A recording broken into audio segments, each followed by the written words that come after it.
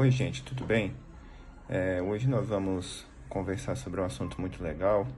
O título da nossa lição é Ide por todo mundo. Isso é comigo? Será que missões tem a ver só com o pastor, com os missionários, com os adultos? Então eu peço que vocês leiam o texto lá de Mateus 28, 18 a 20, Marcos 16, 15 e 16, Lucas 24, de 46 a 48 e Atos 1, 8. Nós vamos conversar acerca de missões. Isso é comigo mesmo? Então, leia com atenção e nós vamos conversar um pouquinho a respeito desses textos. Olhando mais atentamente o texto de Mateus, a gente percebe que Jesus nos dá 4 ordens. E a primeira coisa que nos chama a atenção é o id, mas eu gostaria que vocês olhassem com mais atenção, inicialmente, a ordem de fazer discípulos. Então, o que é fazer discípulos? Fazer discípulos é apenas passar adiante o que nós aprendemos, né? Nós somos testemunhas, e a testemunha é o quê? É você ensinar o que você tem visto, o que você tem ouvido a respeito de Deus, né? Lá em Lucas 24, 48, ele nos conclama a não ensinar baseado em nossos próprios entendimentos, mas ensinar baseado na palavra de Deus. Então Jesus ele nos dá a ordem de ensinar e treinar os discípulos. Tá, mas o que a gente vai ensinar? Primeiro, a gente vai ensinar a mensagem de Deus para o mundo, que é Jesus Cristo, que ele veio para nos redimir dos nossos pecados. Segundo, nós temos que combater o pecado. E terceiro, nós temos que obedecer a Deus e nos santificarmos. Então, fazer discípulos é isso, é transmitir o que nós temos ouvido e que nós temos visto a respeito de Deus. É combater o pecado, é obedecer a Deus e nos santificarmos. Então, a primeira coisa que eu queria que vocês guardassem é que nós devemos fazer discípulos. É uma ordem de Jesus Cristo para nós. Não é apenas para o pastor, nem para os missionários, nem para os adultos, mas também é responsabilidade sua. Você pode falar de Jesus para os seus amigos mais próximos, para os seus vizinhos, para os seus colegas de escola. Então, missões é com você sim, é com a gente, tá bom? A segunda coisa que eu queria destacar com vocês é o ir. O versículo 18, ele inicia com um verbo, né? Ide por todo mundo. E eu queria destacar o sentido dessa palavra ir. Por enquanto, você criança ainda não pode ir, você não pode viajar sozinho sem os seus pais, mas você pode pregar o evangelho para as pessoas que estão próximas de você. Você pode pregar o evangelho para os seus amigos, para os seus colegas de escola. Então, esse ir está no sentido de que você não pode ficar parado. Você não pode guardar a mensagem do evangelho só para você, tá bom? Então, Cristo, ele te convoca a imitá-lo. Jesus Cristo, ele andou por várias cidades, mas também ele pregou a mensagem do evangelho para aquelas pessoas que estavam próximas a eles. Então, lá em Atos 1:8, fala que nós vamos ser testemunhas em Jerusalém, em Judéia e Samaria, até os confins da terra. Então, o primeiro lugar que ele cita lá é Jerusalém. Os discípulos estavam em Jerusalém. Inicialmente, eles não precisariam ir. Eles fariam testemunhas de Cristo em Jerusalém e depois o evangelho se espalharia. Se você ler o livro de Atos, o evangelho começa a se espalhar por todo mundo. Então, por enquanto, você não pode ir, mas você pode pregar o evangelho para aquelas pessoas que estão próximas de você, tá bom?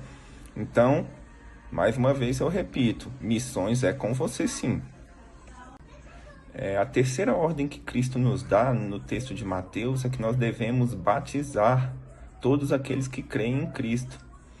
Então, lá no Antigo Testamento, se fazia a circuncisão. E a circuncisão significava o quê? que a pessoa que era circuncidada, ela fazia parte da aliança firmada entre Deus e Abraão e seus descendentes.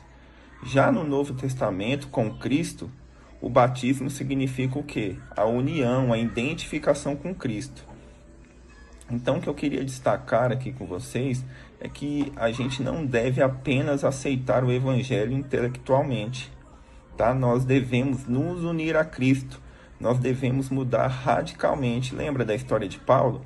Paulo era um perseguidor da igreja, ele matava cristãos e de repente ele teve um encontro com Cristo e ele foi impactado pela mensagem do Evangelho e ele mudou radicalmente. Lembra naquela lição que nós vimos? Ele, depois de ser batizado, no próximo versículo lá, afirma que logo ele já saiu pregando o Evangelho.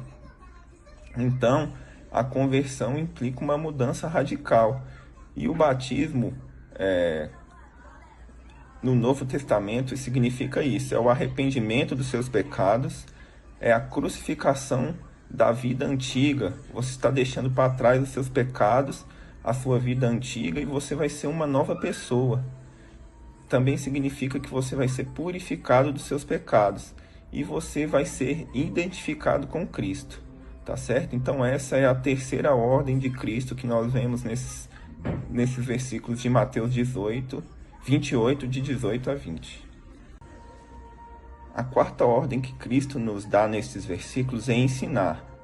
Mas você me pergunta, ensinar o quê?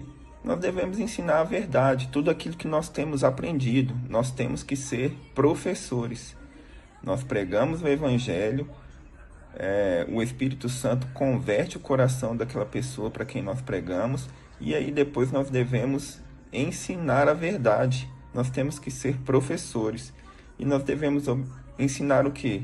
Nós devemos ensinar os discípulos a obedecer o que Cristo ensinou.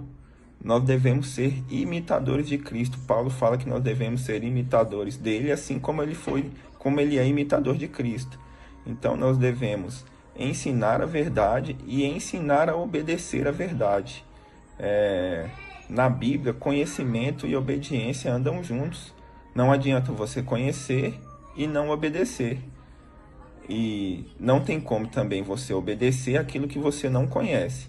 Então nós devemos ensinar a verdade e ensinar também a obedecer a essa verdade.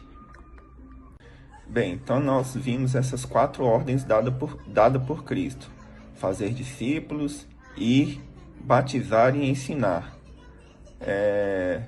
Mas como a gente vai cumprir essa missão? A primeira coisa que eu queria destacar é que naquele momento em que Jesus Cristo foi crucificado, foi sepultado e depois ressurgiu, os discípulos estavam com medo. Lá em João 20:19, você pode ler que eles estavam com medo, eles estavam trancados, e aí Jesus aparece para eles e dá a eles essa mensagem, que é a grande comissão. Então, logo no início da grande comissão, Cristo ele já fala que toda a autoridade foi dada a ele sobre o céu e sobre a terra. Então, como a gente deve cumprir essa missão? Nós devemos cumprir firmados na autoridade de Cristo. O próprio Cristo, um pouquinho antes da sua crucificação, ele afirma que nós teríamos aflições, mas que ele ia estar conosco, ele ia cuidar de nós. No final lá da grande comissão, ele fala, né? Ele está conosco em todos os dias até a consumação do século. Então nós devemos cumprir essa missão como? Firmados na autoridade de Cristo e firmados também na companhia de Jesus Cristo, porque ele vai estar conosco em todos os dias, em todas as nossas dificuldades. E lá em Atos 1:8, o Espírito Santo ele também vai nos capacitar. Lá afirma que que os discípulos naquela época iriam receber poder do Espírito Santo. Em Atos 2 nós podemos ler a descida do Espírito Santo, que é naquela festa lá de Pentecostes. Então nós também somos capacitados pelo poder do Espírito Santo. Então, como nós vamos cumprir essa missão? Nós vamos cumpri-la firmados na autoridade de Cristo, alicerçados na sua companhia, porque ele prometeu estar conosco todos os dias, e nós vamos ser capacitados pelo poder do Espírito Santo. Então você deve sim fazer discípulos, ir, ensinar e batizá-los, porque Cristo está conosco, Ele nos prometeu isso, beleza? Um abraço, fico com Deus e cuidem-se.